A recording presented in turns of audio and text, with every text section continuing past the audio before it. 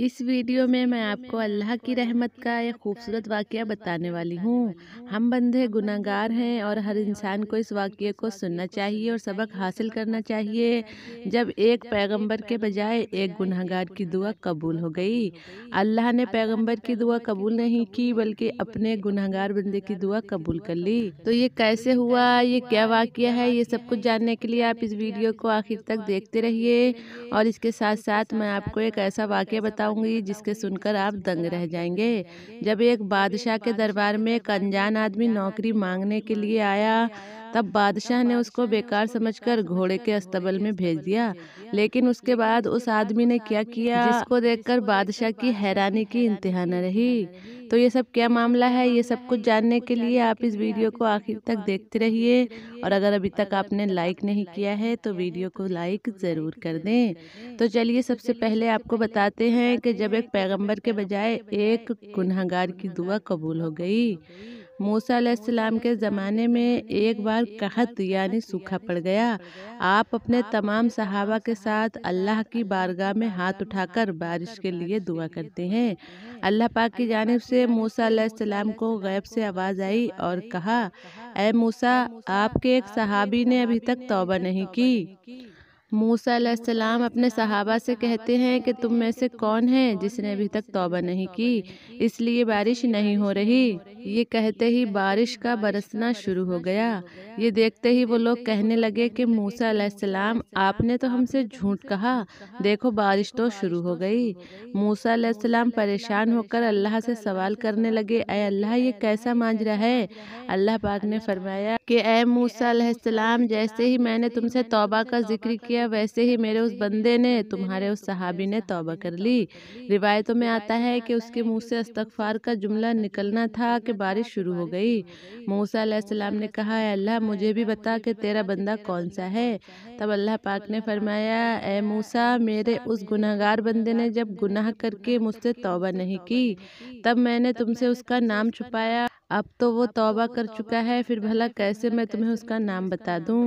बेशक अल्लाह पाक हम सबके गुनाहों को पोशीदा रखने पर कादिर है, और सिर्फ पोशीदा ही नहीं बल्कि हमारे गुनाहों को माफ़ करने पर भी कुदरत रखता है। बस ज़रूरत है तो शिद्दत के साथ उसकी बारगाह में खाली अपने हाथ हिलाकर तो देखो। बहरहाल इस वाक़ये में नसीहत है उन तमाम हजरात के लिए जो अल्लाह रब्बुल इज़्ज़त से मायूस होकर अल्लाह के आगे सर झुकाने के बजाय और गुनाहों में मुब्तला हो जाते हैं। तो प्यारे साथियों, गुनाहों से बचें और अल्लाह पाक की बारगाह में खूब तौबा और इस्तगफार करें। बेशक अल्लाह पाक तौबा कबूल करने वाला है। हमें चाहिए कि हम अल्लाह पाक से अपना रिश्ता मजबूत कर लें और हर हाल में अल्लाह और उसके प्यारे रसूल हुजूर पाक सल्लल्लाहु ताला अलैहि वसल्लम के बताए हुए रास्ते पर चलें। हर मुश्किल आसान हो जाएगी, सब काम बन जाएंगे।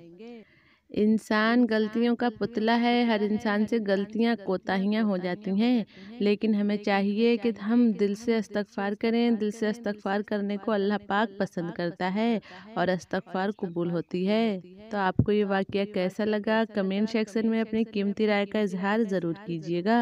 तो चलिए अब बात करते हैं बादशाह और एक नौकर की। एक बार बादशाह का दरबार लगा हुआ था। एक नौजवान आदमी नौकरी मांगने के लिए हाजिर हुआ। जब उससे काबिलियत पूछी गई तो उसने कहा, सियासी हूँ। अरबी में सियासी का मतलब अफ़हाम, फ़हम, तफ़हीम से मसला हल करने वाले को कहते हैं। बादशाह के पास सियासतदानों की भरमार थी। उसे ख़ास घोड़ों के लिए अस्तबल का इंचार्ज बना दिया गया, जिसका इंचार्ज हाल ही में इंतकाल कर गया था। कुछ रोज़ बाद बादशाह ने उससे अपने सबसे प्यारे और महंगे घोड़े के बारे में पूछा, उसकी चाल ढाल, हकीकत। उसने कहा कि घोड़ा नस्ली नहीं है।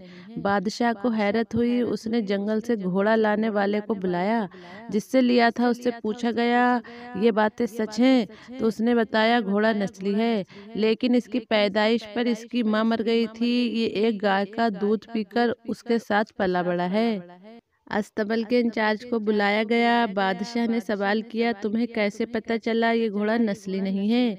उसने जवाब दिया, ये घास खाता है तो गायों की तरह सर नीचे करके खाता है, जबकि नस्ली घोड़ा घास मुंह में लेकर सर उठाकर खाता है।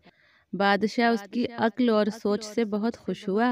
उसके घर अनाज, भुने हुए दुम्बे और परिंदों का बढ़िया नस्ल का गोश्त बतौर इनाम भिजवाया गया।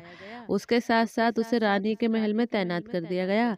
चंद दिनों बाद बादशाह ने उससे पूछा, बेगम के बारे में तुम्हारी क्या राय है?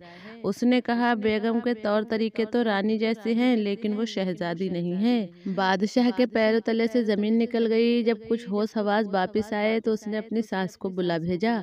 सारी बात सास को बताने के बाद उसने कहा कि हकीकत क्या है। सास ने बताया कि तुम्हारे बाप ने मेरे शौहर से हमारी बेटी की पैदाइश पर ही रिश्ता मांग लिया था, लेकिन हमारी बेटी 6 महीने बाद ही इंतकाल कर गई, जिसकी वजह से हमने तुम्हारी बादशाह से करीबी रिश्ता रखने के लिए एक बच्ची को अपनी बेटी बना लिया। बादशाह ने उस आदमी को बुलाया और उससे पूछा कि तुम्हें कैसे पता चला? तो उसने कहा कि महारानी का नौकरों के साथ सुलूक जाहिलों से भी बदतर है। बादशाह उसकी अक्ल और दिमाग पर दंग रह गया और उससे बहुत इम्प्रेस हुआ। बहुत सारा अनाज, भेड़ बकरियां इनाम देकर उसको शाबाशी दी और साथ ही साथ उसे अपने दरबार में तैनात कर लिया। कुछ दिन गुजरने के बाद बादशाह ने उससे कहा, मेरे बारे में कुछ बताओ, मेरे बारे में तुम्हारा क्या ख्याल है? उस आदमी ने कहा, अगर जान की अमान मिले, यानी अगर आप मुझे सजा नहीं देंगे तो मैं कुछ सच्चाई बताना चाहता हूँ। बादशाह ने कहा, तुम्हें जान की अमान है। उसने कहा कि आप शहजादे नहीं हो, ना ही आपका चाल चलन बादशाहों वाला है। बादशाह को ये सुनकर ताव आ गया, मगर जान की अमान दे चुका था। वो सीधा अपनी माँ के पास गया और अपनी माँ से कहा कि सच बताओ कि मैं कौन हूँ। तो उसकी माँ ने कहा कि तुम एक चारवाहे के बेटे हो, हमारी औलाद नहीं थी तो तुम्हें गोद लेकर पाला है। बादशाह ने उस आदमी को बुलाया और उससे पूछा कि बताओ, तुम्हें कैसे इल्म हुआ कि मैं शहजादा नहीं हूँ? तो उसने कहा, बादशाह जब किसी को इनाम इकराम देता है तो वो हीरे मोती जवाहरात की शक्ल में देता है, लेकिन आप तो मेरे घर भेड़ बकरियां, खाने पीने की चीजें इनायत करते हैं। ये तरीका बादशाह ज़ादे का नहीं हो सकता, ये तरीका किसी चारवाहे के बेटे का ही हो सकता है। तो देखा आपने, आदतें नस्लों का पता देती हैं। आदत, इखलाक और तर्ज अमल, खून और नस्ल दोनों की पहचान करा देते हैं।